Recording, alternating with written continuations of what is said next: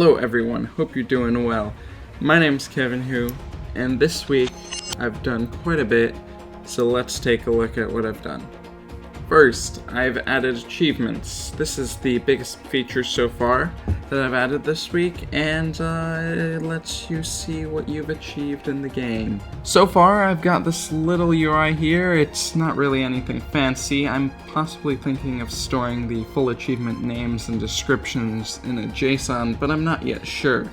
So here it is, like this. It's kind of okay, but not exactly. And I still need things to be tweaked here and there.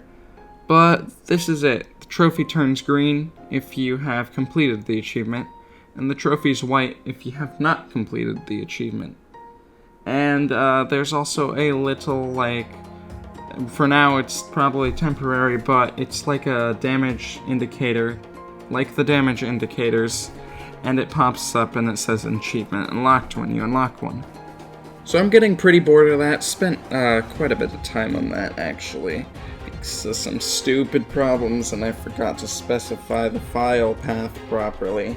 My fault. But yeah, so now that it works decently, now I'm going to move on to something else. And if you have any suggestions for this game, please put them in the comments down below. I'd love to hear your input. Anyway, now on to the next thing. Time to do some sound design.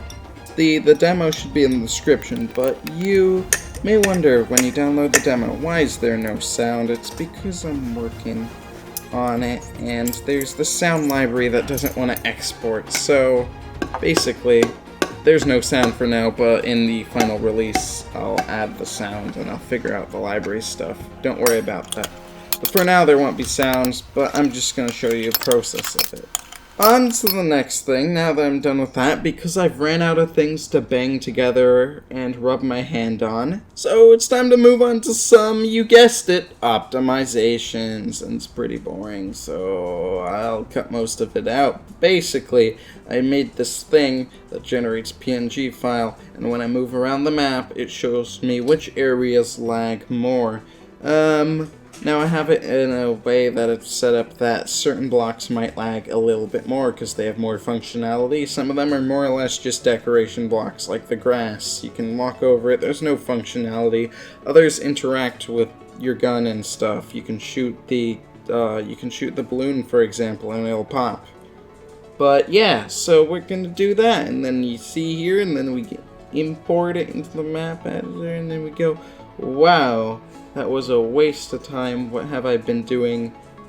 It's mostly the same. So during this clip, I spent a while trying to figure out why in the world my map builder was crashing. So now it's time to actually show you it, because I was trying to show you it, but then I fixed it, and then afterwards I realized that the sound wasn't working. So here it is, actually, with sound. Look at it. It's beautiful. Look at this nice user interface on the side here. So nice. You can do stuff. Oh, did I add a spawn? Yeah, I added spawn. Spawns are nice because you place them, spawns everyone. It says on there, if you click it again, it'll cycle through. Let me say that again. Now with like 25% of the frames of the actual game. And it's fine, who cares? It's a tile editor, don't need to optimize it. But it could be better. But I'm not putting all my effort into optimizing this when I have the actual game to optimize. Over a tree. Doesn't show like that. Some things are in different display orders in the map editor, so they're weird. So don't worry about them. They're not like that in the game. That might be too many. Whatever. That looks like it might be really annoying. Okay, so then I'm going to have to take this. Gonna give that a second there. Okay, so yeah, that's cool. I can click edit and probably... No, I can't. Oh my goodness. Where'd all my guards go? A Naruto runner? And I should spawn where the spawn was. Yep, I do. What do you sell? Just a hammer? Thank you. Taking that hammer. Bye. Okay, so basically, I feel like this hammer is like cutting off the texture halfway, but oh boy. I'm gonna enable my cheats. Give.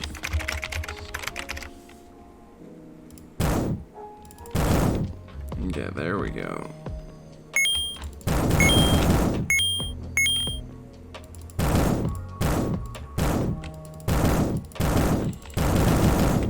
Oh no, they were hiding behind the trees.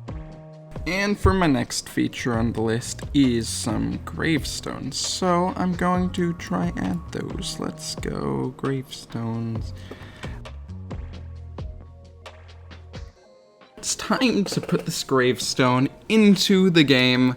So yeah, if I've put it in the resource folder, here it is. We can check it. There's the gravestone, but I don't want to keep it in its separate file, so we're going to shove it into the tiles folder. It's not exactly going to be a tile, or at least it's not going to be a tile for now, but someday I may add it as a thing to be tiled, so I'm going to put it here just in case. Okay, so now that we've exported it, we have this array list of floats. Now I'm going to try go with a data-oriented approach. Basically, we're not going to use classes because this is as simple as displaying a grave in a position, which is an image and has no special functionality, so why would we create a class for that? Now, you may wonder, how in the world am I going to display an XY coordinate or get an XY coordinate from a float? Well, if we go here, we're going to do this.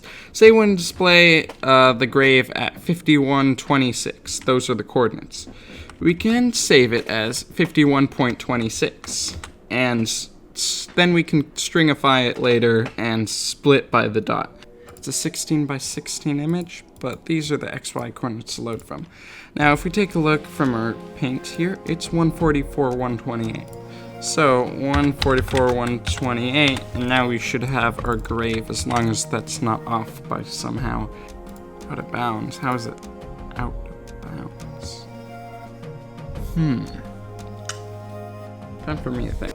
So I looked it up. According to some Stack Overflow page, Split doesn't appreciate working with dots for some reason. I don't know why this is. I didn't make Split, but apparently this is the solution. Let's hope it works. Yes, it works. Finally. Okay, now. Oh my goodness.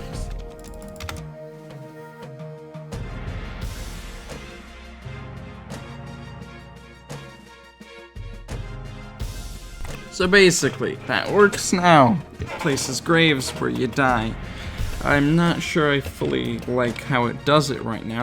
So now it's time for me to test a little feature that I was thinking of, and it's camera easing. So the solution I've come up with this is to split up the distance from into X and Y. And that appears to have worked, actually, so that's everything, actually. I think this is a nice effect. Uses maybe slightly more memory. Oh. Okay then, that's cool. I like it. Okay, that's nice. Okay, let's go. We're gonna... Time to add it to the settings, because should put it here. Server stuff. I don't know why it's here. Back. Okay, so we might have something now. I've been fiddling around with it a bit. And we have easing up to 20, and we have it. We can disable it through that. That's good. So with easing off, it should have no easing. Anyways, hope you all enjoyed this video. If you did, leave a like. You can follow me on Twitter if you want more updates on this more frequently. Even read the little release notes that I put on itch. Download the game, it'll be in the description. And I'll see you all next time. Goodbye.